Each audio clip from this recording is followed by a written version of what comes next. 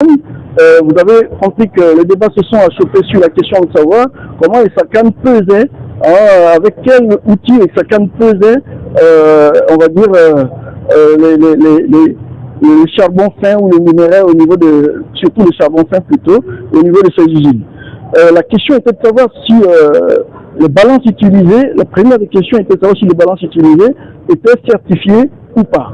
Bon, je crois que ce qu'on a retenu, c'est que SACAN nous a dit que la balance utilisée pour peser donc le charbon fin, si on l'a bien compris, avait été certifiée en 2016 et qu'au moment des faits en 2018, cette balance ne l'était pas.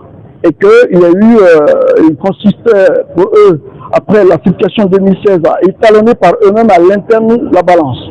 Bon, la question de droit qui se pose, est-ce qu'une partie qui est astreinte à une certification de balance peut ne pas certifier la balance et elle-même procéder à l'étalonnage ou quel autre mot a été utilisé, je dis, pardon, calibrage à son propre sein et certifier que la norme est respectée. Bon, je crois qu'on n'a pas besoin d'être ingénieux pour dire que non. Mais si on dit qu'il faut la certification, moi je n'ai pas de problème avec le calibrage.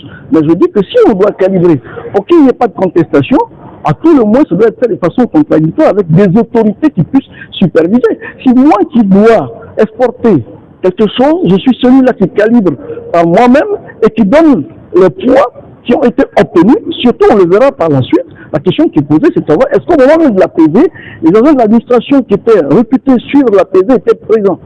On verra bien que ça ne s'est pas fait comme cela. Donc, ça pose des questions.